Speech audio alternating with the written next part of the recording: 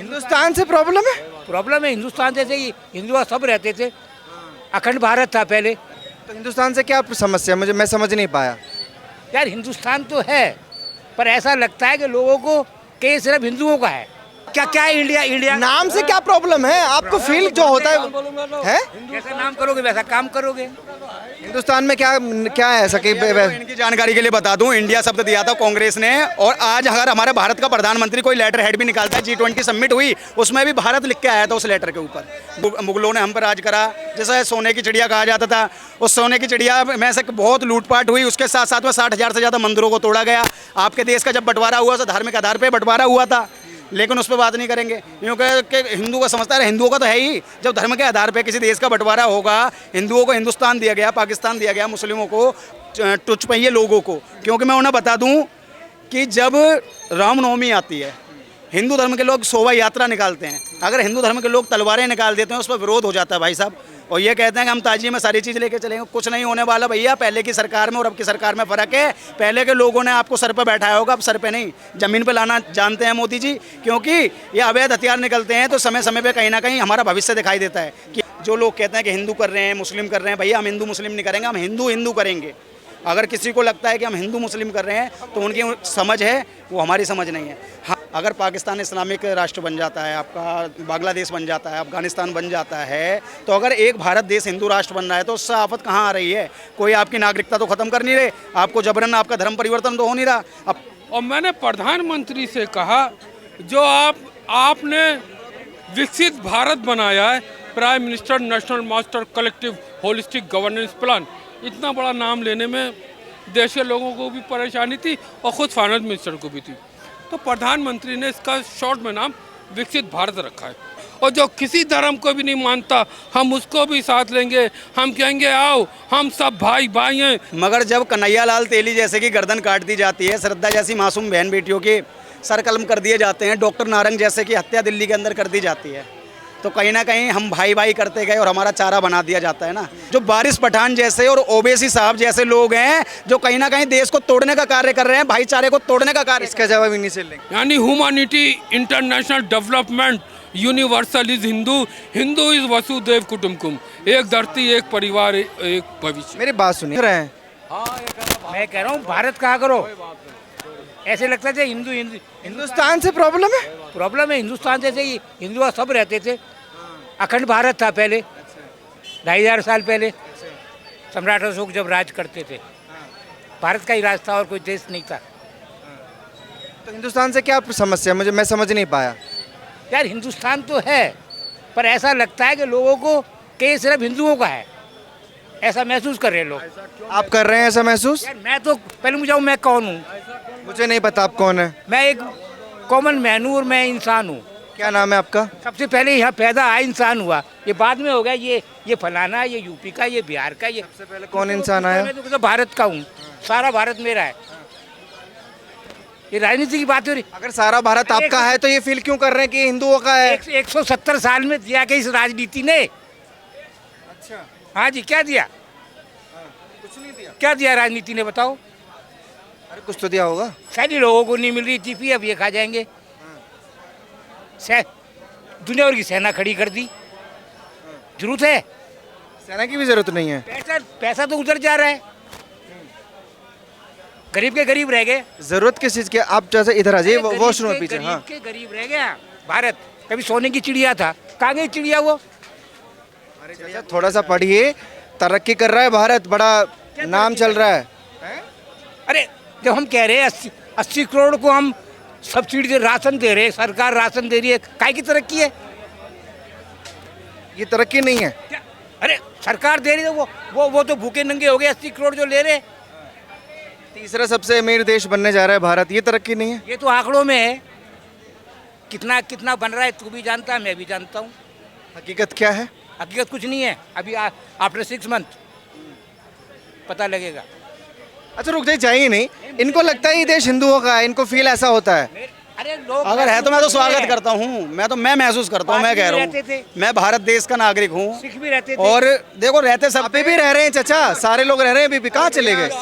सीधी सी बात है, सोच मेरी सीधी सी एक है, जो हिंदुस्तान के धर्म के अंदर पे बोलते थे इसको, अरे तो क्या दिक्कत है हिंदुस्तान बोलने में? फिर इंडिया हो गया। इंडिया की मीनिंग बताइए, इंडिया क्या है?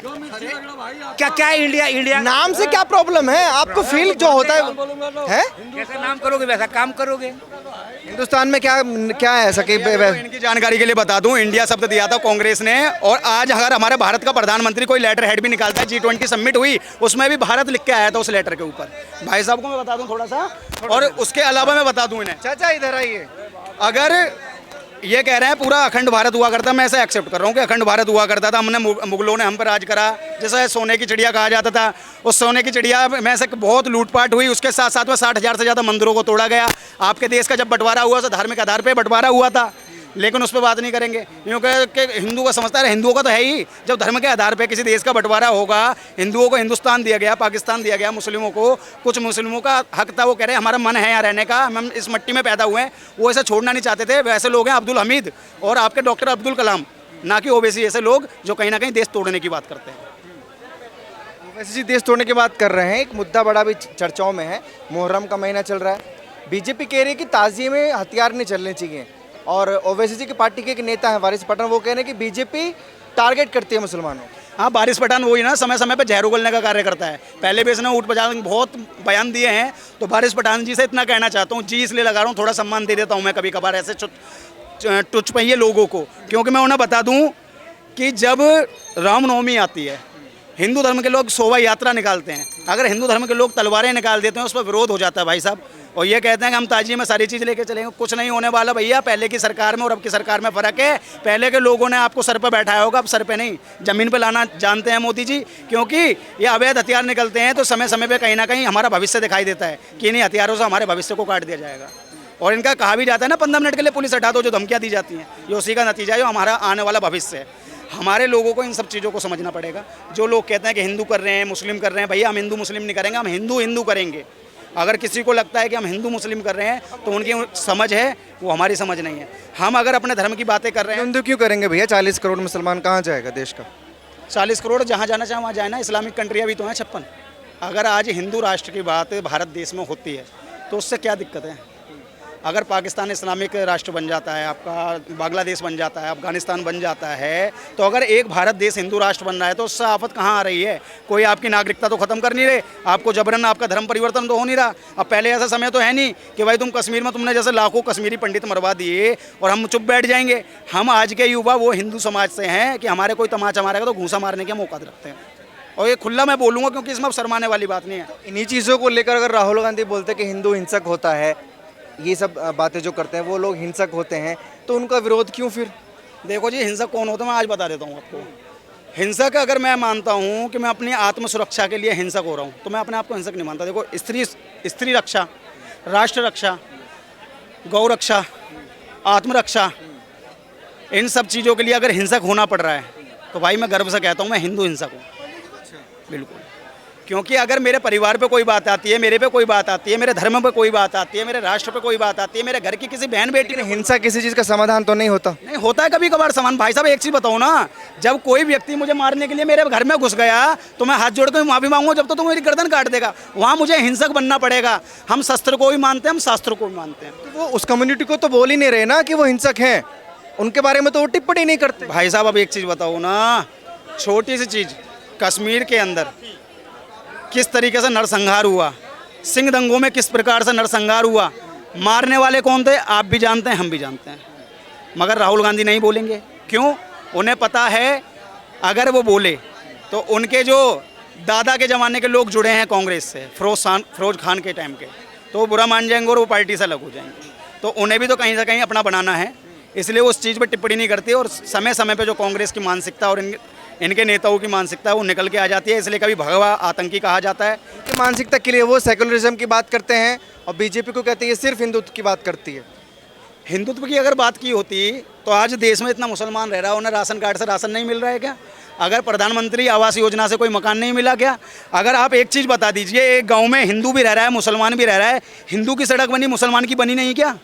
काम सबके लिए एक बराबर हो रहा है। सिर्फ और सिर्फ एक चीज़ फैलाने का कार्य जो कांग्रेस ने करा है वो है जाति धर्म मजहब के नाम पे बांटने का, और उसे बांटने का कार्य कर रही है। और आगे चल के देखना आप, इनकी वो चीज़ें भी निकल के आएगी मानसिकता, जो भारत तेरे टुकड़े होंगे, कन्हैया कुमार जैसे लोगों को यहाँ से टिकट दी जाती है दिल्ली से, और वो हार के जाते हैं ना, ऐसा ना जाने कितने कीड़े मकोड़े इनकी पार्टी में पनप रहे हैं।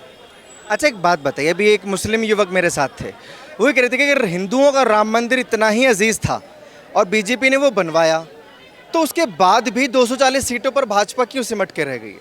भाई बीजेपी का किसी बाप ने मंदिर नहीं बनवाया, सुप्रीम कोर्ट का ऑर्डर था, और वो मंदिर बनवाया भारत के उन हिंदू परिवारों ने जिन्होंने अपने घर से चंदा दिया था उस मंदिर के लिए। बीजेपी का कोई रोल नहीं है। हमने स्वागत किया था कोर्ट का, सरकार थी बीजेपी की, इसलिए मामला जल्दी सुलट गया, लेकिन कहीं ना कहीं सरकार का इसमें ऑर्डर था, ठीक है। उसके साथ साथ मैं तो अभी राम मंदिर की बात नहीं कर रहा, हम तो कृष्ण जन्मभूमि की भी बात करेंगे, हम उन 60,000 मंदिरों की भी बात करेंगे जिन्हें तोड़ के कहीं ना कहीं बिल्कुल विलुप्त कर दिया गया। हम सिर्फ राम मंदिर पर टिके हुए नहीं हैं, हम कृष्ण जन्मभूमि पर भी टिके रहेंगे, और भी जितनी मान के चलो ईदगाहें हैं या फिर जहाँ पर हमारे मंदिरों को नीचे दबाया गया है उनकी भी हम बात करेंगे। भाई साहब 60,000 मंदिर की बात करेंगे। क्या नाम है आपका? मेरा नाम अलमदार अब्बास है। सबसे पहले तो ये बताइए, लेके क्या घूम रहे हैं आप? ये जो मैं लेके घूम रहा हूँ ये है भारत सरकार का बजट 2024-25 जो जुलाई में निर्मला सीतारमन पेश करेंगी। आपके पास पहले ही पहुंच गया पेश करने से पहले ही? मई 2024 को मैं अलमदार अब्बास, मैंने भारत सरकार के बजट का एजेंडा प्रधानमंत्री को बना के दिया, मैंने भारत सरकार के बजट का मिशन बना के दिया, और मैंने प्रधानमंत्री से कहा जो आपने विकसित भारत बनाया है, prime minister national master collective holistic governance plan, इतना बड़ा नाम लेने में देश के लोगों को भी परेशानी थी और ख़ुद फाइनेंस मिनिस्टर को भी थी, तो प्रधानमंत्री ने इसका शॉर्ट में नाम विकसित भारत रखा है। इसके लिए मैं एक प्रधानमंत्री से जो मैंने अलमदार अब्बास में कहना चाहता हूँ कि 2024-25 का मई का जो मैंने बजट प्रधानमंत्री को भेज दिया है, बाकायदा वहाँ की मोहर लगी है PMO PGD D 2024-0112287 registration number है प्राइम मिनिस्टर ऑफिस का। इसके अलावा राष्ट्रपति जी ने मेरे बजट को रूम नंबर 130 मिनिस्ट्री क्या बात कर रहे हैं खान साहब? नॉर्थ ब्लॉक में भेजा है। मैंने कहा है देश के अंदर मंदिर मस्जिद गुरुद्वारे की तो लड़ाई तो अब छोड़ दो।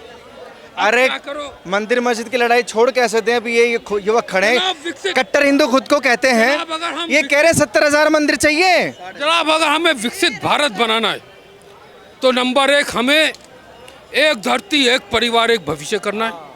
हम सबको जिस तरह से हमने देश की आज़ादी के लिए हम सब एक, वो होगा कैसे एक धरती एक परिवार? हम हिंदू मुसलमान सिख ईसाई एकजुट होकर भारत के विकास के कार्य में लगाएंगे। हम एग्रीकल्चर कृषि के साथ साथ इंडस्ट्री उद्योग पॉसिबल है कि हिंदू मुसलमान सिख ईसाई मिल के रह सके? और कॉस्ट वैल्यू डिक्रीज करेंगे।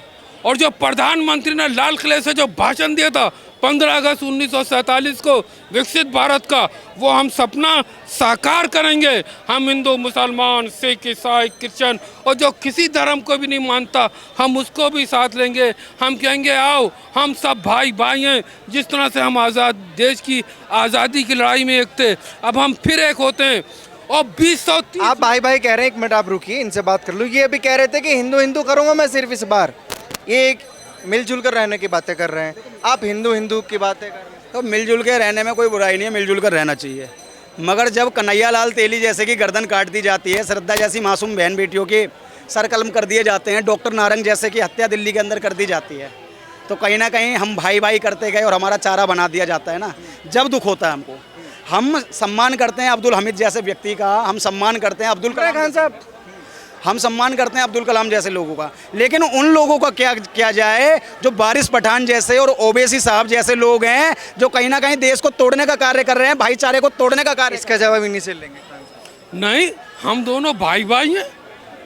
ये जिक्र कर रहे हैं उन मुस्लिम नेताओं का, उन मुस्लिम मौलानाओं का जो भड़काने का काम करते हैं। देखिए राजनीति में भड़काना कोई बुरी बात नहीं है जी। लेकिन मौलवी तो राजनीति में नहीं होते, वो भी भड़काते हैं, मदरसे में ज्ञान देते हैं। राजनीति में हर एक वोट देखिए और हर एक इलेक्शन जीतने के लिए खड़ा होता है, चाहे वो हिंदू हो मुसलमान हो सिख हो ईसाई हो, और जिसका दांव जहाँ लगता है वहाँ वो लगा देता है। लेकिन जहाँ तक हिंदू मुसलमान की बात है, हम दोनों भाई भाई थे, भाई भाई हैं और हमेशा हमेशा रहेंगे। हम वसुदेव कुटुंबकम, एक धरती एक परिवार एक भविष्य।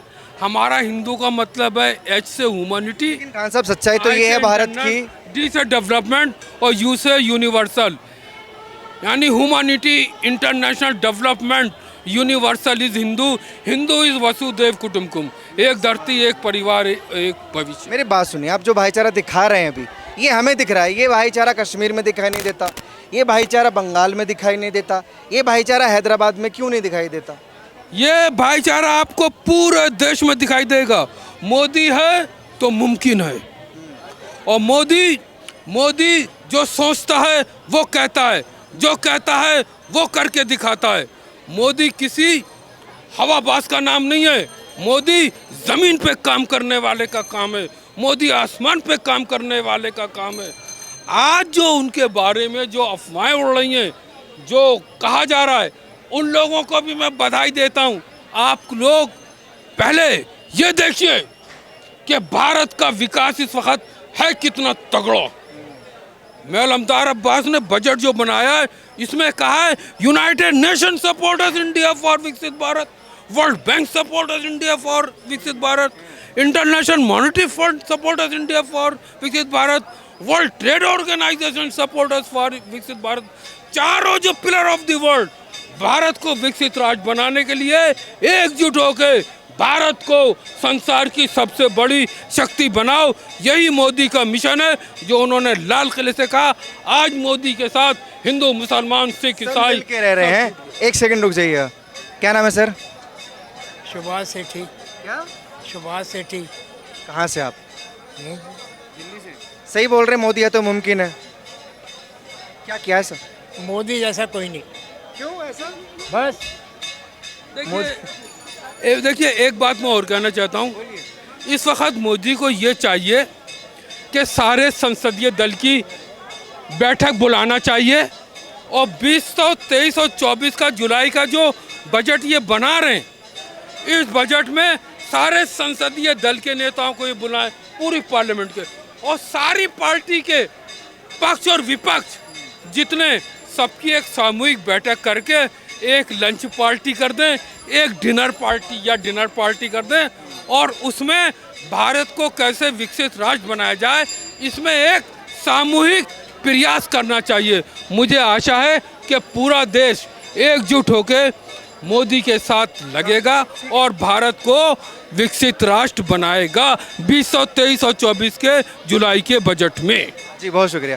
एक सवाल मैं आपसे करना चाहता हूँ, जैसे इन्होंने कहा कि मिलजुल कर रहना चाहिए, लेकिन आपके हिसाब से पॉसिबल है भारत जैसे देश में?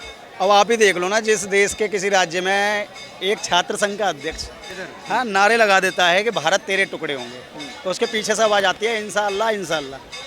तो ये सोच कहाँ की है? अगर जिस देश की मिट्टी को खा के आप बड़े हुए, भाई बचपन में तो मिट्टी सबने खाई है ना देश की, तो इसलिए मैं कहता हूँ जिस देश की मिट्टी को खा के आप बड़े हुए, तो उस देश की धरती से आपके कहीं ना कहीं रिश्ता तो जुड़ता है, और उस भारत की धरती को माँ भी कहते हैं, हाँ? और उसी को आप तोड़ने की बात करोगे, फिर विकसित भारत हुआ कहाँ? जिस भारत को आपने तोड़ दिया, तो विकसित भारत के सपने आप देख कहाँ रहे हो, मुझे ये समझ में नहीं आती। एक प्रधानमंत्री आपको कहीं ना कहीं आवास योजना के तहत मकान दे देता है, एक प्रधानमंत्री घर घर जल योजना के तहत आपको पानी के पीने के लिए नल दे देता है, शौचालय आपके घर बनवा के दे देता है, आपको फ्री राशन दे देता है, उसके बाद भी आप उस मोदी को वोट नहीं देते। उसके बाद वो व्यक्ति को वोट ना मिलने के बावजूद वह व्यक्ति योग करने के लिए कश्मीर में मुस्लिम बच्चियों के बीच में जाता है। ये मुंह पे तमाचा है उन लोगों के